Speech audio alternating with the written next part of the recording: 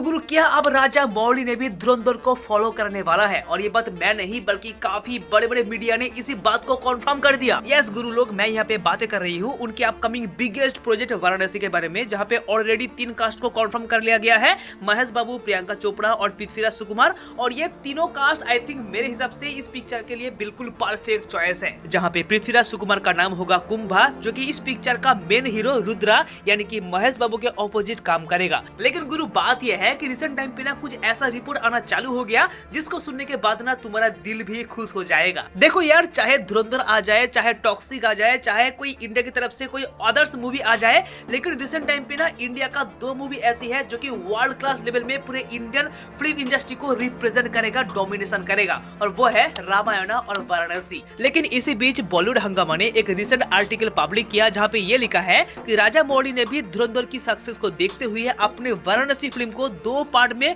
बांटने का फैसला कर लिया है। धुरंधर ने भाई बॉक्स ऑफिस पे जो आंधी का तूफान उड़ाया है ना, जहाँ पे फिल्म का पहला पार्ट 1300 करोड़ और सेकंड पार्ट ने ऑलरेडी 1300 करोड़ क्रॉस कर दिया। मतलब आदित्य धर ने 7.5 घंटे की एक इतना लंबा पिक्चर बनाया जिसको 2 पार्ट में बांट के 2500 करोड़ की धंधा क्रॉस कर लिया। इसके अलावा रणबीर कपूर का जो रामायण आने वाला है वो भी 2 पार्ट में आएगा और भाई 100% अंधाधुन पैसा कमाई करेगा, अंधाधुन पैसा कमाई करेगा भाई। तो ऐसे में अगर राजा मौली ने अपने वाराणसी फिल्म को एक ही पार्ट में लाने का फैसला करता है ना, तो I am sure about that कि फिल्म का ना काफी इंपॉर्टेंट कुछ ऐसा पॉइंट होगा, कुछ ऐसा हिस्सा होगा जो कि फिल्म से हट जाएगा, क्योंकि भाई पिक्चर काफी लंबा हो जाएगा। इसलिए राजा मौली की टीम ने फैसला कर लिया कि अब इतनी बड़ी कहानी को 2 पार्ट में वो लोग दिखाएंगे। क्योंकि भाई तुम ही सोचो ना कि बाहुबली की कहानी इतनी बड़ी है, इतना ग्रैंड है, तो अगर राजा मौली ने बाहुबली की कहानी को 2 पार्ट में दिखा सकता है, तो वाराणसी की कहानी बाहुबली से काफी बेटर और काफी बिग होने वाली है, नो डाउट,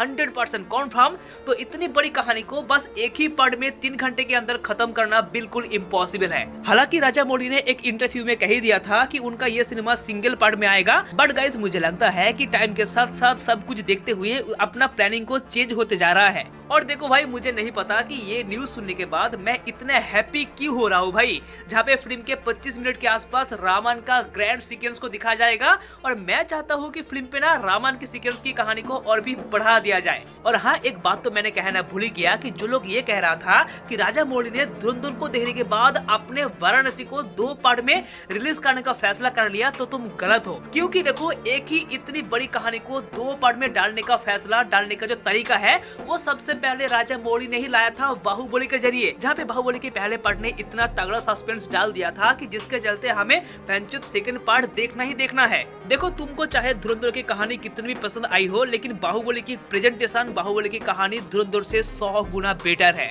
लेकिन यार जो भी है, ऑफिशियली अभी तक कुछ भी कहा नहीं गया, बट यार देखेंगे यार।